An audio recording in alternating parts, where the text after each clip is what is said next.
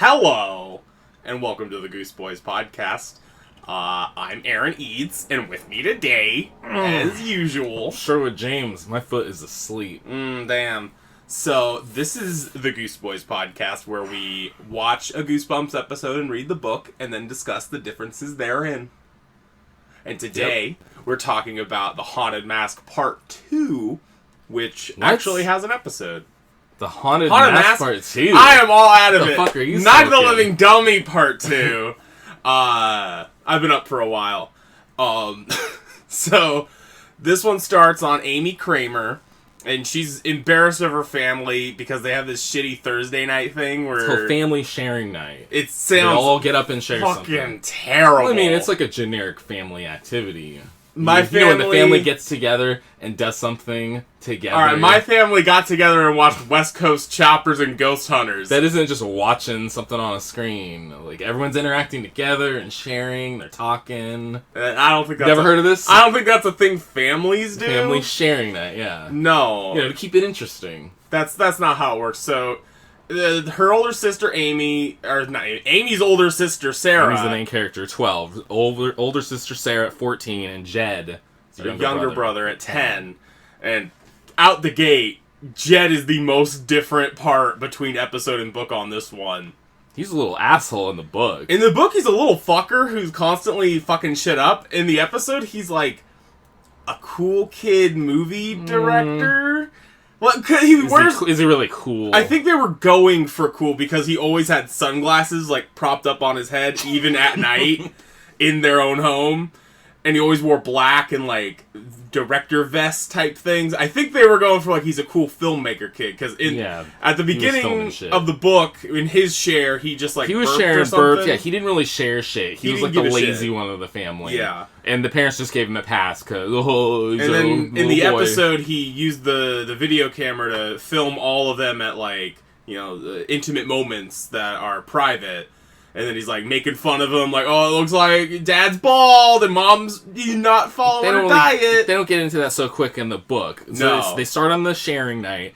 Amy is like, oh, I'm just kind of boring. I'm not as cool as everyone else. Little insecure. And Sarah is an artist. She's a genius painter.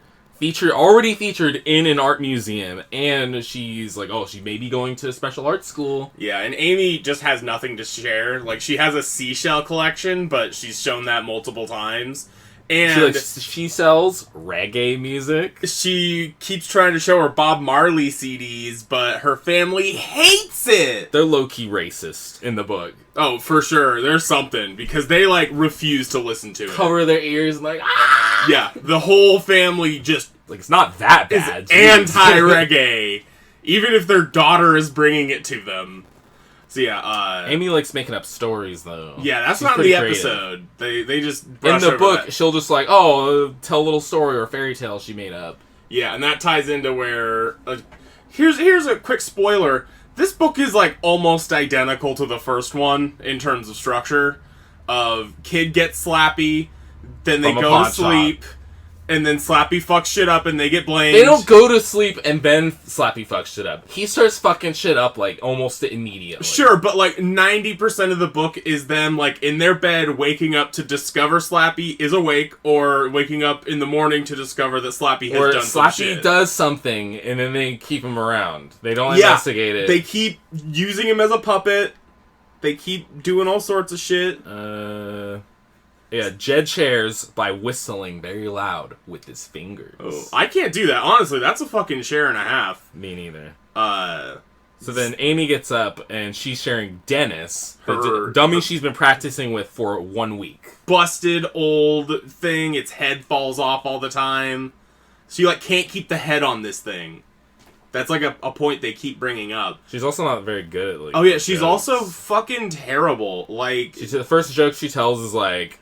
I caught a bug! Termites! Yeah. Oh, real smart, real clever. You've heard of the Terminator, we had to get the Exterminator! Oh, that was the show. That was actually pretty good. That was a pretty good... Slappy was joking in the show. In the book, it was just terrible, and the family, like, mocks her and, like, laughs. In the book, Dennis' head falls off, and then Amy screams at her dad. "You promised you'd buy me a new dummy!" Yeah. Screaming at him. And they live in a 4-room house, a single-story ranch house. Each of them has their own room, but they can't afford a dummy because the dad says they're so expensive. Yeah. How expensive are the dummies in the Goosebumps universe? Yeah. What do they cost? That's like I said in the last episode. All finances are just like completely brushed over. Like people can live in X amount of house, but they can't live in afford a fucking mansion, but they can't afford shit. Can't afford fucking ice cream or some shit. Can't afford to get a plumber in there to fix your sink. Oh yeah, no. Yeah, so Sarah, the dummy's head falls off. Sarah shares a watercolor painting she did, real fancy, of a cabin they had in Maine a few summers ago. Maine. Again with Maine. Yeah, Maine's pretty popular. But they had a fucking summer cabin? Yeah. These people got fucking money, dude. Yeah. Or maybe they come from money and, like they don't actually have a lot, but they have access to things that rich people have. I don't have a lot. I just have access to all the things rich people have. Yeah. You hear yourself? Sure. But Amy's super jealous of the painting. It just wasn't fair. And yeah, there's a big smiley face drawn on the painting, and it was ruined by Jed as a hilarious little prank. Yeah, he's smiling and laughing. He's literally sneering. It's so funny. What a fucker. I just want to pop that kid. No, I don't condone childhood abuse. But you don't do that. Jed starts throwing a huge fit, and then, like... The parents say this is the worst thing he's ever done. And then, yeah, they don't really punish him. Not really. Like, I think they say no TV for a week, and that's about it. No video games for a week, and he can't go to the movies on Saturday. Okay, that's not exactly equivalent, but that's more than these kids usually get in these... I mean, it's not equivalent. He just sabotaged a piece of art. No, that's what I'm saying. He should get punished way more than that. Oh, you think it's not enough? I don't think it's enough, but also, like, that is still way more than anything happens to these kids in these books. At one point, Amy's like complaining about how she doesn't have any talent, and the dad says everyone in the family is talented, and that the dad's special talent is Chinese cooking. He says that when Jed is arguing with him. Yeah, because Jed he's like, "Oh, what's your talent, Dad?" Yeah, nobody in this family's talented, and then he's like, "I'm talented because of my Chinese cooking." And then... They don't like it. They don't like it, but they pretend to. He's just throwing vegetables in a stir fry and probably not seasoning it. Oh, I am sure. This is a white family. And they're, like, in Maine or nearby. Just throwing some tomatoes, some carrots in there. Some potatoes and cheese. Real Chinese. Some Chinese potatoes. So yeah, Amy tries to cheer Sarah up, but Sarah's like really self-absorbed with her paintings and doesn't even notice it. Or doesn't even notice Amy trying to help. So Amy goes up to her room, eats a bowl of cereal. She calls her friend Margot. Flakes. She loves these frosted before flakes, bed. Man. That's her typical snack. Just that seems a bit excessive for a before bed snack. I can understand like a glass of milk, but probably doesn't brush her teeth either. Probably doesn't. Probably dumb little bitch. Probably don't even wash their ass. So yeah, she goes back up to her bedroom after talking to Margot and having her cereal, and she sees a face staring at her through the window. But it was just Dennis's head that was put there by a prank. Bye, Jed! Gotcha! He says. And he's laughing, and she picks him up by his pajama pants and pulls him up to his chin. And he can stumble back into the wall. He says that he did that prank to get back at her for not sticking up for him earlier. Yeah. When it's like, what the fuck? What was she supposed to say? You just sabotaged that painting. Like, he said that she should have said it was no big deal, but like they that's just a fucking said big deal. That was the worst thing he's ever done. Yeah. This kid doesn't give a fuck. This kid's a little shithead. As we're again in the episode, this kid's like a non-entity. Aside from him having he has that the least appearance. He has the video at the very beginning, and then they show him once or twice, again still wearing the sunglasses. Maybe 3 lines up on his head.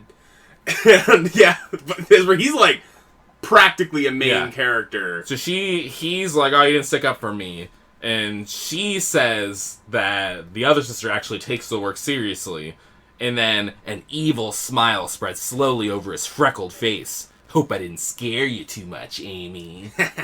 And then this kid's up to no good. Before that chapter ends, it just says 2 days later, her dad brings home a dummy. But then we have to go back before 2 days later. It travels back. Because it's the next day, she has Margot over. Who listens exclusively to the Beatles. She loves the Beatles. Just bought the new CD collection. Which is, again, that's just songs you've already heard. I don't know why you would keep buying them. She has a shelf full of CDs and tapes, but she bought the new collection. Because it's got all the songs. I presume. I can't imagine. It was a single CD. They could not have gotten the entire discography on there. This little girl is not buying a complete It was a set. CD collection, and she has it. That's not what I remember reading, but whatever. Yeah, she has a shelf full of CDs and tapes and posters of the Beatles. Okay, no, but I was saying that one CD was not a complete collection in itself. It's a new CD collection. Maybe it's just one CD probably with 20 songs on it a greatest hits or something. I don't know why we're getting so hung up on this aspect. So she sings Love Me Do by the Beatles. Love Me Do. And Amy tries to join in, but she's tone deaf, which doesn't really play into the story at any other point. Nuh-uh. That's just like a random detail we learn about Amy's life. You know, it's the rich world building and character depth that R.L. Stein's known for.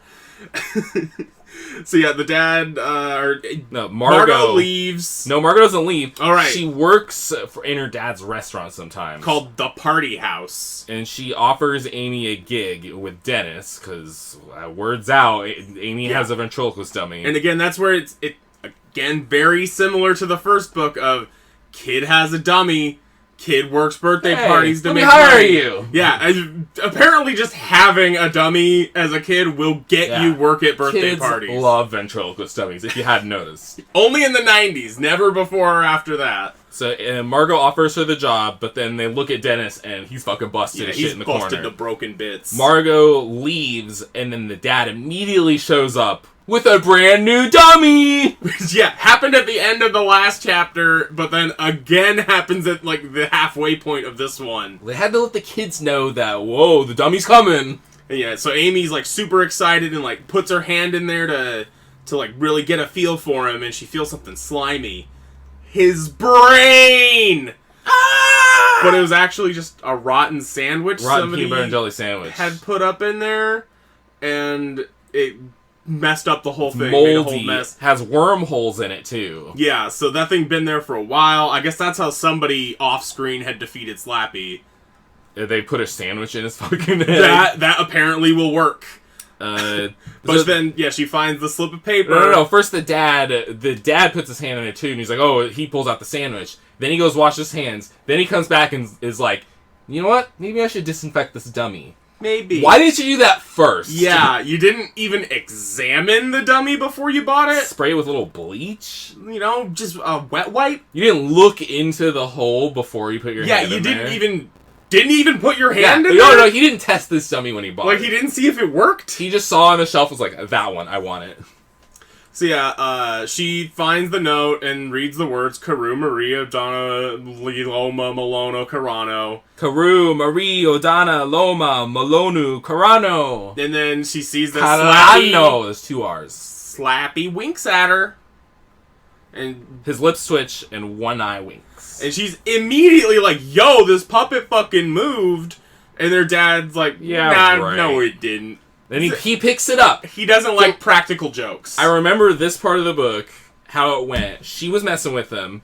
Slappy started moving. She tells her dad. He's like, I don't think so. Then he picks up the dummy. I don't think her hand was in Slappy at this point, because they took the sandwich out and everything. So he's just holding the dummy on his own. And then Slappy slaps his face. Yeah. He slaps him right in the face. And the dad's really upset about this, and that's when he says he doesn't like practical jokes. Yeah, he's like, Amy, how could you? Why would you do this to me, Amy? And she's like, whoa, I wasn't even touching that thing. But then she just accepts that she's not going to convince her dad and moves on. And excitedly, she goes to call Margot to tell her that she can do the birthday party. But she really needs to find some good joke books first. Yeah, gotta hit up the library. Gotta get those joke books going, dude.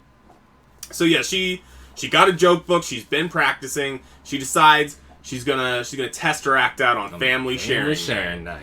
And as they eat dinner, Jed is the worst, making a huge fucking mess with all the spaghetti. And this is a fucking 10-year-old boy chewing with his mouth open, sneering at Amy. Parents don't say anything. So everybody finishes dinner, and she's getting up. No, it's just Jed. They tell Jed go wash up.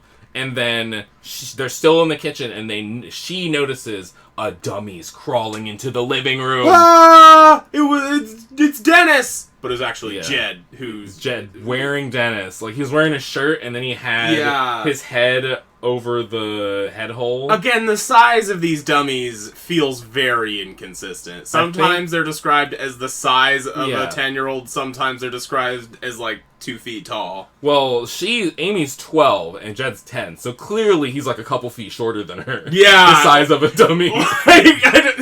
In the book, they describe him as looking very small and young, and he's a little ginger. He doesn't look young. I don't think they describe him as having red hair. Yeah, they did. He has bright blue eyes, red lips, a stapled-on collar, painted-on shirt, black leather shoes. Oh, no, that's Slappy. I'm talking about Jed. Oh, okay. Okay. I thought you were talking about Slappy. No, in the show, Slappy is a redhead. We were talking about Dennis, too. I don't remember what Dennis looks like either in the book. I don't either. I wrote it down somewhere. They're really vague description. He wore a sweater. So anyways, Jed scares Amy. Everyone else is laughing, but Amy says, "Stop! It's not funny!" Where were we? Jed's calling the living room. He scares her. Everyone else is laughing. But she says, "Stop laughing. It isn't funny." She shouts at her family. They storms off. They say it was clever. Yeah, I thought the mom specifically was I thought it was clever. Yeah, fuck this family, dude. Yeah, so then it's at family share night.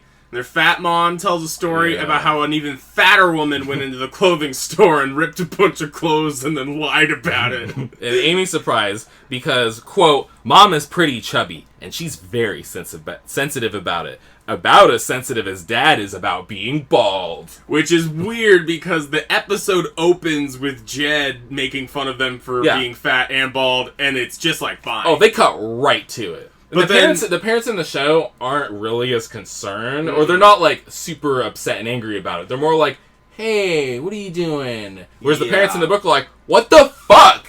Yeah, go to your room. No more dummy." So naturally Slappy starts making jokes, starts being an asshole, makes fun of them for being fat and bald, but this time it's too much. She's immediately grounded for this shit.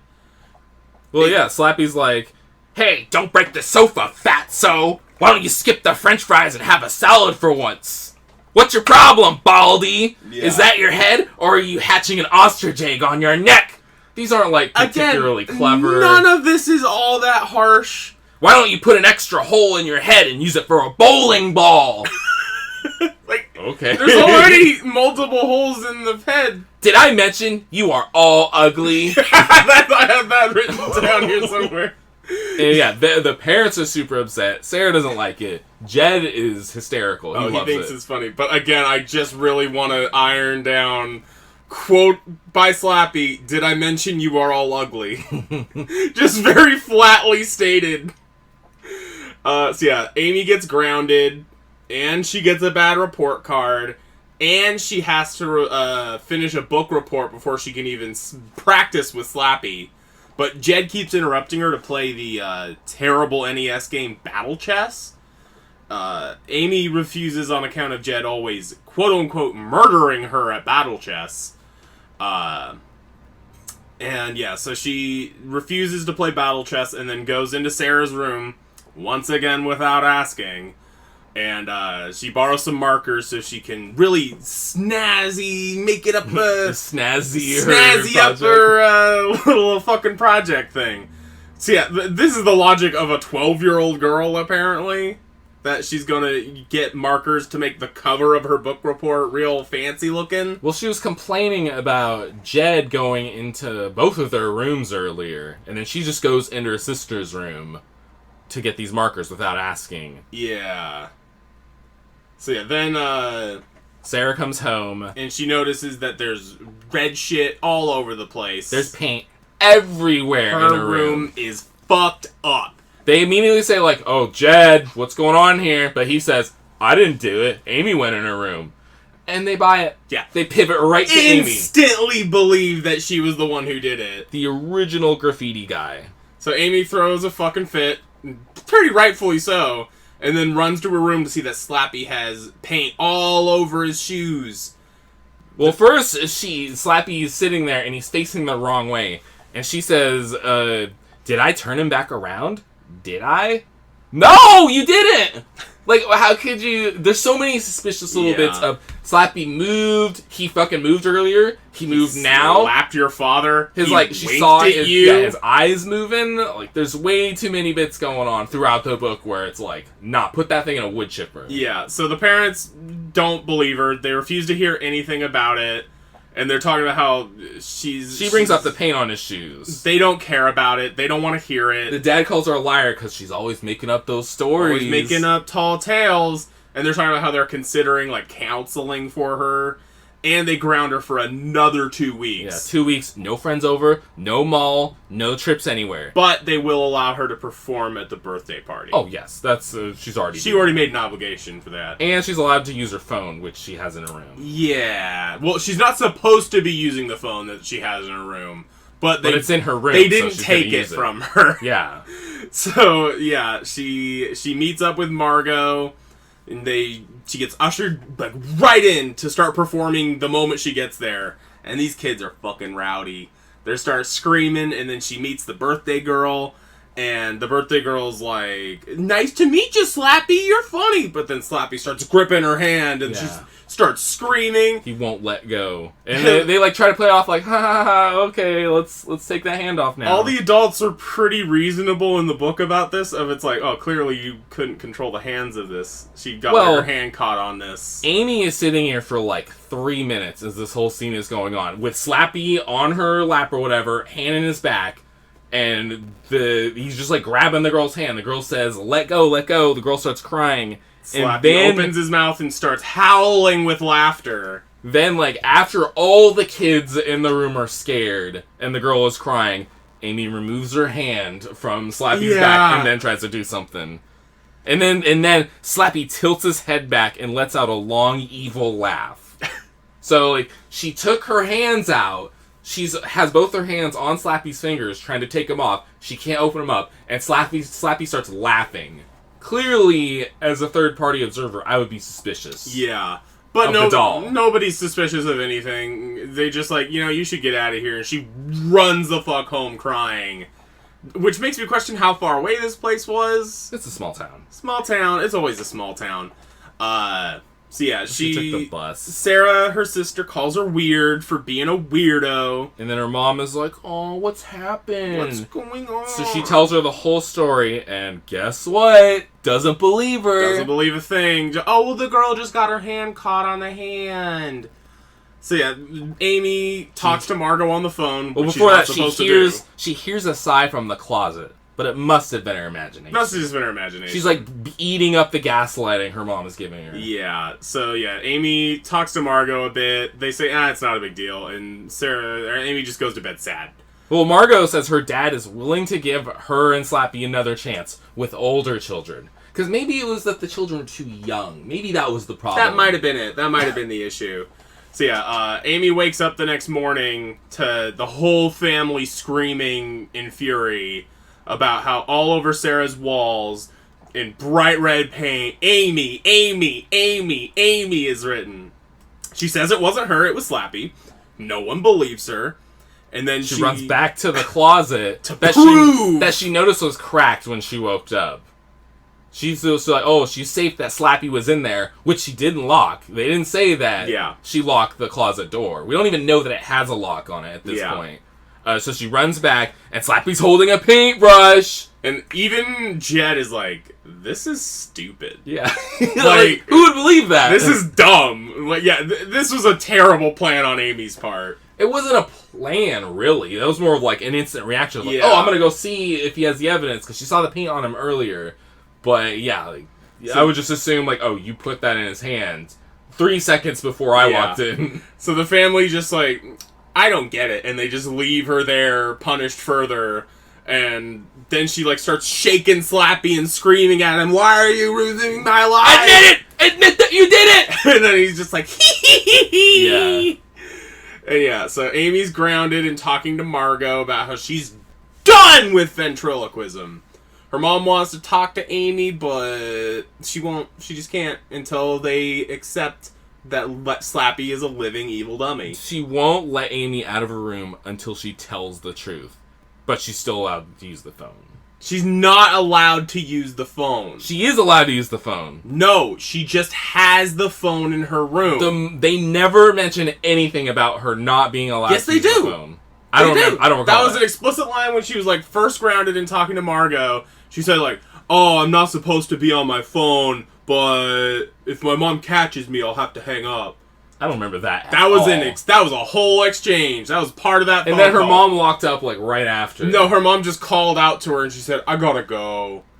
Yeah. Maybe take closer notes next time. Yeah, the parents are just so, like, unobservant. Yeah, they don't notice her using the phone. They don't notice this fucking dummy running around their own house. The house is so big. They don't notice jack shit going on in their house.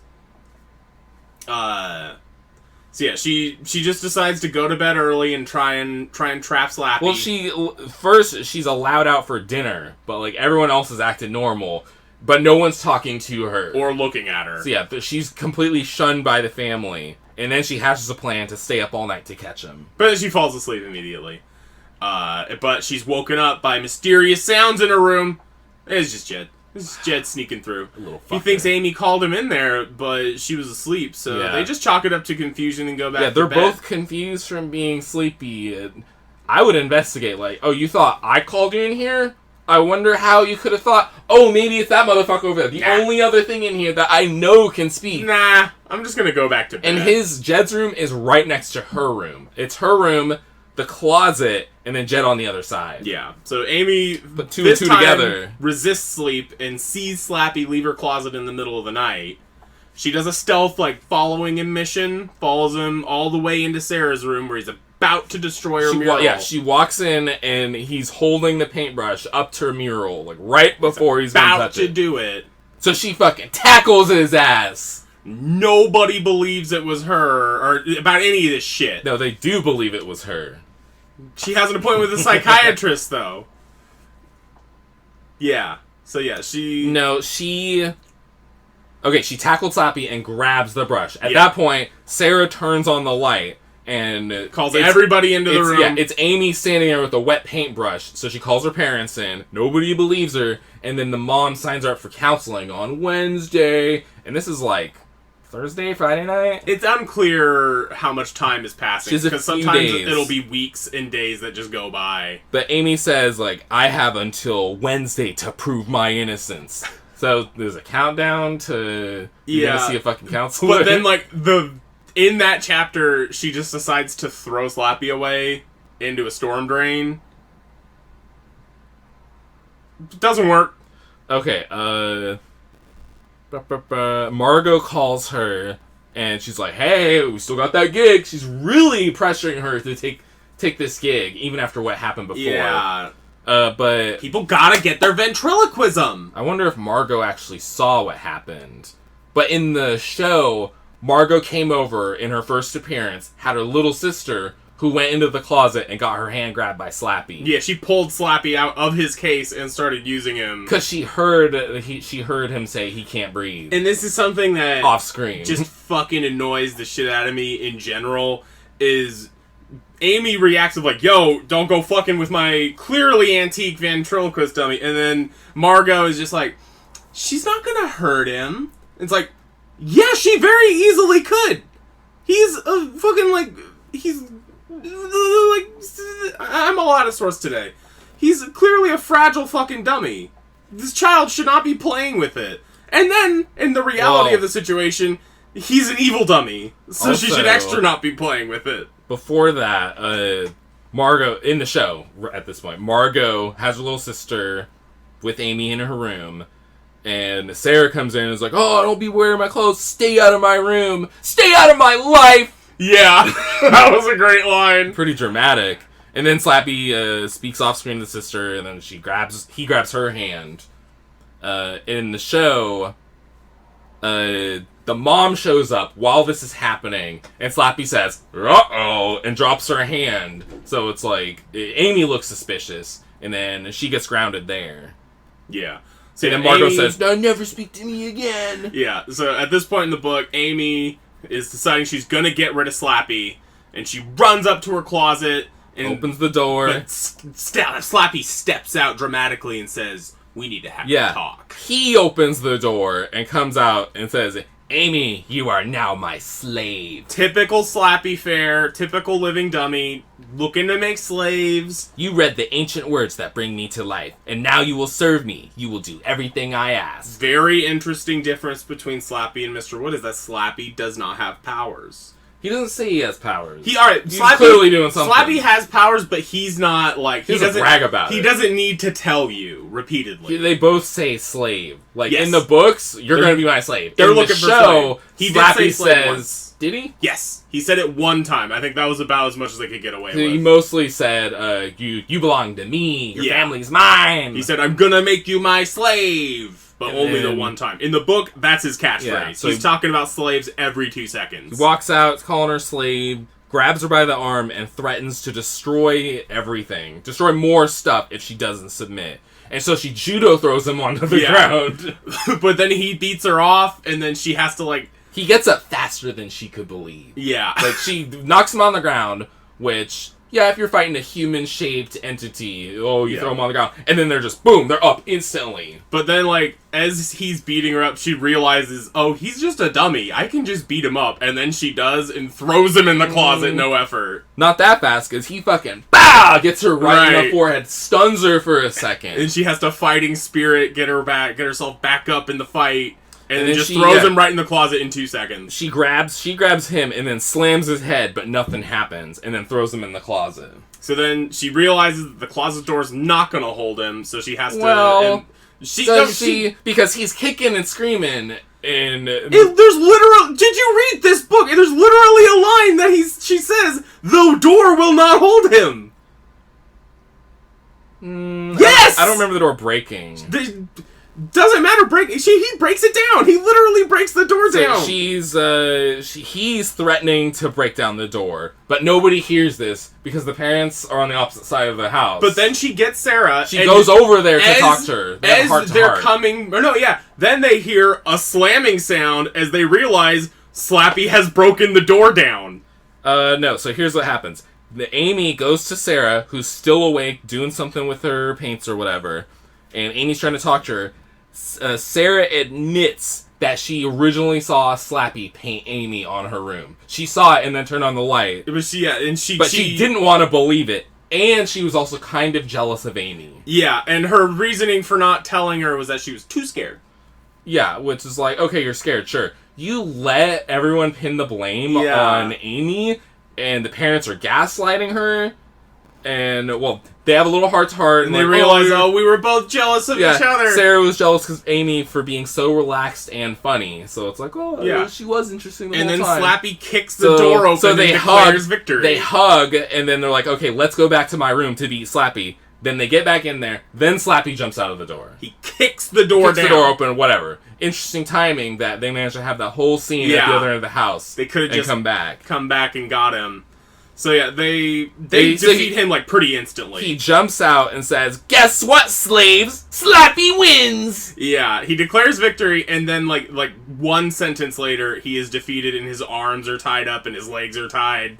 Oh, no. Sarah's standing in the door, way too scared, because like she saw him before, but now she's actually seeing him she saw him for like maybe 10 seconds in the dark. Yeah, but like literally originally, but now she is seeing him like talk and shout and fight. In the prose of the book, it is like literally 1 sentence later they have defeated him after he declares victory. Yeah, so Slappy's juking around the room as Amy's trying to grab him, and Sarah's standing in the door. Slappy tries to run out the door, runs into her, then they start grappling him, and they're tying his shoelaces, arms, and legs into knots, and then gag him with some tissues.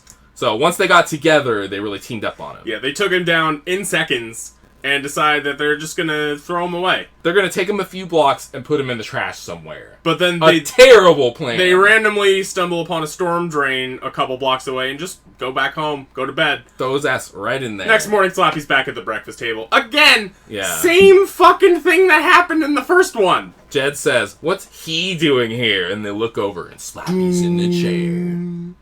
So Amy takes her back to his closet, and he laughs and calls her a slave. Then that night he sneaks back out. Amy follows him to Sarah's room, but just as he's about to destroy the mural, out steps Dennis. The lights flash on, and Dennis jumps out, and he says, "Stand back!" in a shrill voice. Yeah, and he does a headbutt to Slappy. And, there's a quote, Slappy goes, "Oof!" and falls over, hits his head on a bedpost, and dies instantly. Yeah, an iron bedpost. So maybe it's like some sort of supernatural Could be the iron aspect of it. But then the parents bust out of the closet, and they're like, "Sorry, Amy, I can't believe you were right. That was a great plan to catch Slappy. Everyone was in on it. Even Jed dressed as Dennis." So the head splits open on the bedpost. Slappy's body collapses, and green out of the fart head gas comes out. Crawls a big fat white worm. Right. Oh, you're thinking of the show. No, the show was a yellow gas cloud that, like, drifts away. But this worm... It was green. It was like yellow green. It was Goosebumps green. It was not Goosebumps green. It was Goosebumps green. I will go to court on that I issue. will go to court and I will win that was Goosebumps green. We will scan the colors next to each other. Slappy's head splits in two. The worm crawls out and slithers towards the wall and disappears in a crack in the molding. Yes. So it's in their house. And Dennis runs out of the door, and then the mom and dad come out of the closet. Because they were, they planned the whole thing at dinner. Out. So Sarah convinced them to sit in the closet and just watch watch what would happen. So crazy that they were willing to do anything. Why? She convinced them to hide in the closet while she pretended to sleep. Yes. That alone is like, okay. This ending felt real rushed. Like he had come up on 120 pages and it was like, and then they get him. And they plan for Jed to dress up like Dennis, like he did in the beginning of the book. And then to scare Slappy. The plan was just to scare Slappy and stun him. And prove to the family that he is real. that too. But Amy, once they have the whole family on board, they'd probably they could just pull his ass apart. They could just punch him.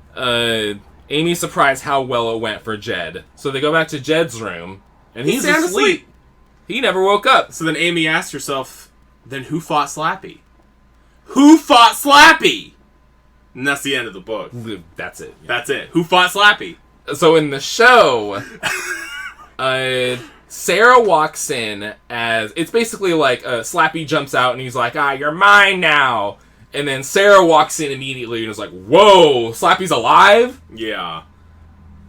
And the show, like, as all other episodes, it kind of just cuts through a lot of the shit.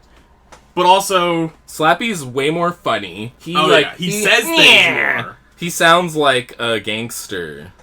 Yeah. I've seen better swings on playgrounds. Yeah. I don't think he ever says yeah, but we're both doing it. So it's very evocative of the feel of Slappy in these episodes. I can hurt you and your family in 100 ways. Yeah. So he only has 100 ways to hurt people. Clear limitation. But man, once you start getting into like 78, that's when he's getting into some fucked up shit. Like when he choked their dog to death. So yeah, when Sarah walks in, the dog didn't die in the original. No, it didn't. Sarah walks in, and Slappy's just standing there on his own, and he turns around and he says, "Hey Sarah, wanna play?" Clear reference to Chucky, I would say. Not even near need for you to say it. It's pretty clear. I just want to get the pop culture in there. And weirdly, they didn't make those pop culture references in the book. They made some.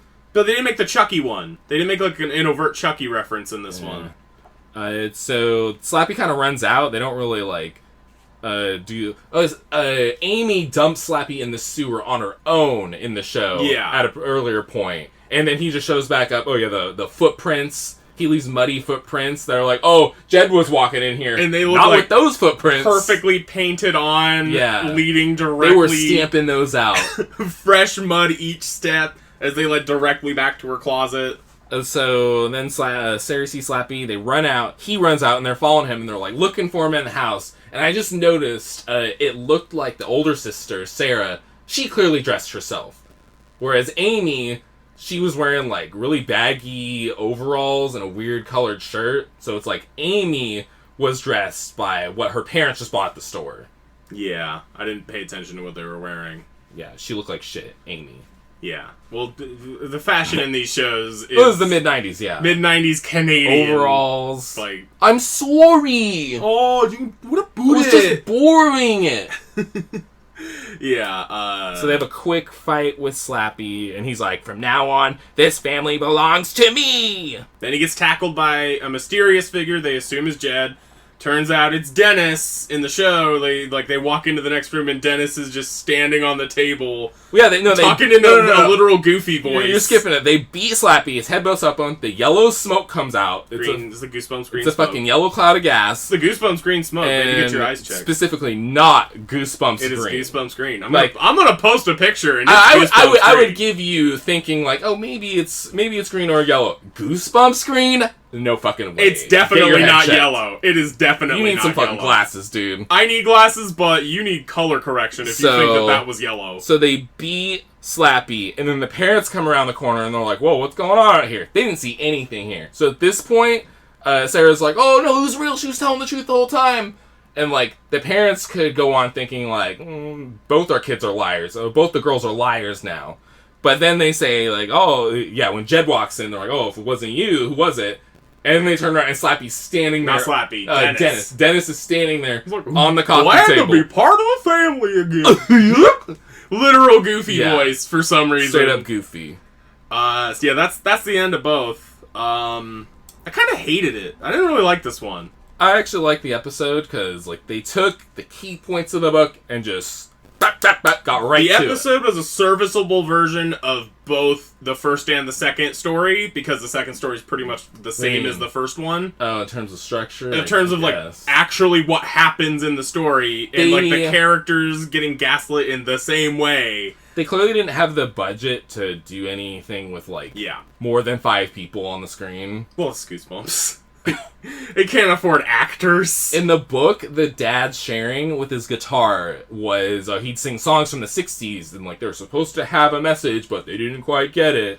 And in the show, he was just singing, if you're happy, clap your hands on a guitar. Yeah, not like playing like 2 chords maybe. They couldn't afford real music. No, they couldn't afford anything. They couldn't afford Bob Marley or the Beatles.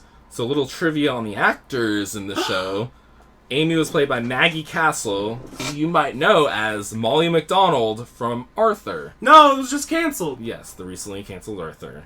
But Molly McDonald was she's the white rabbit girl. Yeah, I see her there. The hair is covering her eyes. I probably won't put a picture of this in. You can look it up yourself. This isn't for the listeners. This is an audio medium. So she's in 26 episodes from 1997 to 2018. Wow. That's a long time.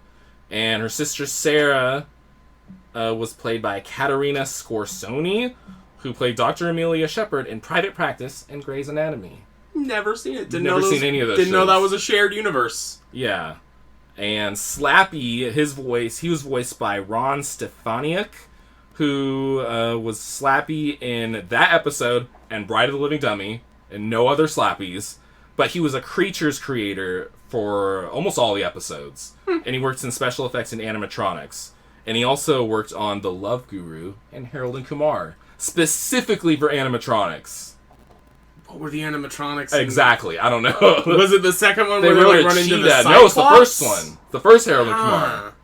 And I have not seen The Love Guru, nor will I ever. Maybe it was in the dream sequence with like the weed bag. Maybe there were some animatronics in there somewhere with her like moving. I don't know. I remember they rode like a cheetah, but that was I don't remember CG. if it was computer or not. You know, I think there might have been a close-up practical. Like a close-up practical of them like riding on something that might have been animatronic. Could be. Who knows? It's been a long time since I've seen that movie. In the French release of the episode, Slappy is called Diabolo. Hidden JoJo's reference there. Man, it's JoJo's. Even though this predates that by like 6 years at most. Really? I don't know when Part 5 came out. Part 5 is like early 2000s. Oh yeah, because Part 4 was 99. Part 4 was bizarre summer 1999. Bizarre crazy summer, whatever. It all checks out. Yeah. So maybe JoJo's is actually influenced by Goosebumps. Well, it was Italian. It's French. That was in the French. Well, Diavolo is Italian. So the French dub was influenced by the Italian name. I don't think so. I think trying to connect the dots. I think it's a needless needless thing. Interesting tidbit. Let's rate the book in the episode. I would rate the book 2 out of 5 bumps. I thought it was just the same fucking thing as the first one again, but worse. I would give it 3. No less than 3. I couldn't I could never make it 3 in my mind. This book was kind of lame. I did not like. Actually, no. It'd be better to say I was annoyed by, because I'm sure it was intentional, the failure to investigate the spooky happenings as usual. Yeah, and I think there was more like spookiness happening that. Okay, no. Actually, in the first book, when he was spitting all over that was a clear public thing of, like, what the fuck is going on here? And also, Mr. Wood... Slappy, like, grabbed the little girl's hand was in this far scarier than Slappy was. Yeah, he could go on more about the slavery. How he has powers, and he almost killed their dog, and he was talking about how their family's going to be enslaved more. I also liked how it was, you think it's going to be Slappy, but no, it was Mr. Wood. The true bad guy. Episode rating, I would give it a 3. Because I like Slappy's performance, and there were some good lines. 4.5. No, it wasn't that good. 5. Not for me. Classic Goosebumps episode. It was all tight, self-contained, it's right there. No one's being too unreasonable. They get right to it. The parents were a little unreasonable here and there, where they just, like... Not compared to the book. Oh, no, well, I was talking about the book where, like... They just don't believe anything they say. And yeah, even in the episode... They are pissed in the book. The dad literally turns beet red. Yeah, and one of my favorite lines was, family sharing night is over.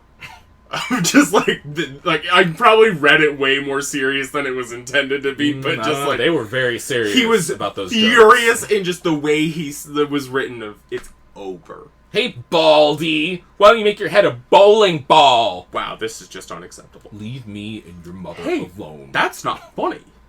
That's not see that. That's not the kind of humor I like. In the first one, they were like really upset. Oh yeah, like the jokes about the old people, the old neighbors. But that was I could understand like they were like upset. sad almost. Yeah, so like how could you say such a thing? Like I can understand being upset that your kid was mean to some old people. But when they just bust your chops, like... Hey, what are your teeth yellow? Like, if my nephew Jimmy called me bald, like, yeah, I'm bald. Hey, Baldy. Like, I'm not gonna get mad about that. Well, she did say the dad was very sensitive about being bald. Sure, so but like... bald dad and a chubby mom. What if I called you 4 eyes? Are you gonna get mad?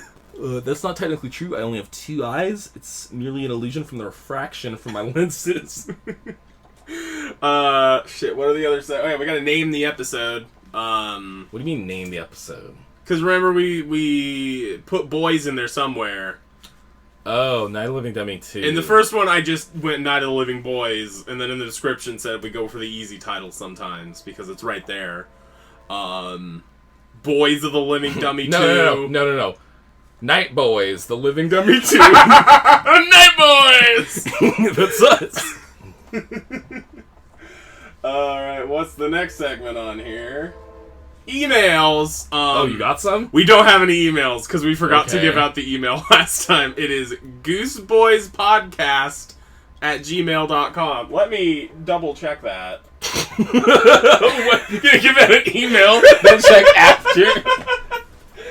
Yes, Gooseboyz with a Z, like it is in the title. Gooseboyz Podcast. Boyz. Yes, gooseboyspodcast@gmail.com.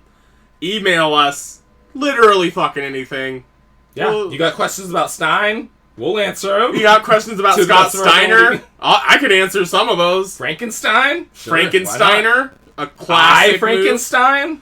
I would recommend it. Got his Franken-knives. If you like Bill Nye... Cutting them up! If you like Bill Nye as an actor, I recommend watching I, Frankenstein. If you like the Underworld films, you will probably like I, Frankenstein. He's in a bunch of stuff. Oh, yeah, and he always plays the same character, and he's great in all of it. Pirates. Yeah, he's Davy Jones. 2 or 3 or both? 2 and 3. Okay. He died at the end of 3. That was kind of lazy. They should have had a new guy. The third one sucked. Well, fuck those movies. Technically, the villain of the third one was like it was their love for each other. No, it was the end of the age of piracy, and the one like, and then they had a fourth one where it was also the end of piracy. Yeah, see that's where they had a fifth one where they finally beat all the curses. Yeah, no. Fuck those movies, man. They're not good. I recently rewatched the second and third one, and I still think the second one's really good. The first one's classic. First one's classic. I just never need to watch it again.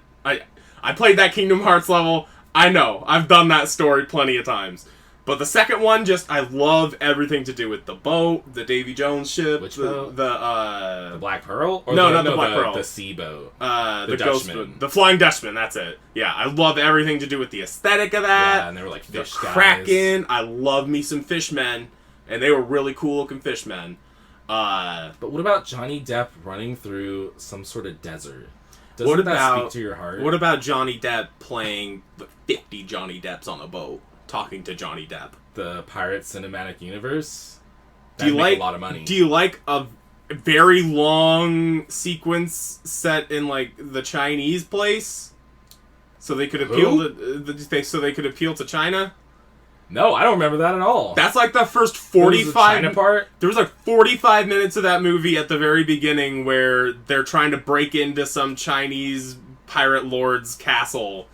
And all the culture in those movies is like really just mashed together. It's all over the place. And like I don't even like I like the aesthetic of that whole like Chinese segment, but it just goes on for so long and like doesn't tie into fucking anything. Like that's those movies. Like they suck. Elizabeth Swann gets some like Chinese armor. Oh shit! No, when she becomes the Pirate King, that's hype. There are moments in Pirates 3 that are fucking rad, like when the military government guy gets his ship blown to shit, and there's just like shreds of wood flying everywhere, that's and he's just walking through it calmly. Like that was a cool. That just shot. Looks good. That's just a good segment. Can't deny that. And there were some cool parts in the moment, or the big final battle where like ships are all going into a whirlpool and people are like fighting vertically at each other. Like there's some cool shit in there. But I do love the moment where they're like, "Oh, let's vote on the Pirate King." Yeah. Like, oh, we're all gonna vote for ourselves. Everyone just votes for himself. I'm gonna vote for her because Jack Sparrow's a trickster. That's cool. That's classic pirate shit. And classic Jack Sparrow just doing whatever he does. Then if you think about it, like, wouldn't they say, like, oh, this motherfucker's gonna vote for her? They're friends. They're on the same ship. Yeah. It's not a very well thought out segment. Jack Sparrow's dad. And then his uncle, Paul McCartney. Calypso! Calypso was the sea. Fuck these movies. I like the first two. Yeah, they got some fun stuff. They got stuff in them. We've spent too much time the pirates are walking through the water and the moonlight hits them and they're skeleton people. You best start believing in Gooseboyz. You're in one. Well, we already kind of did the verses.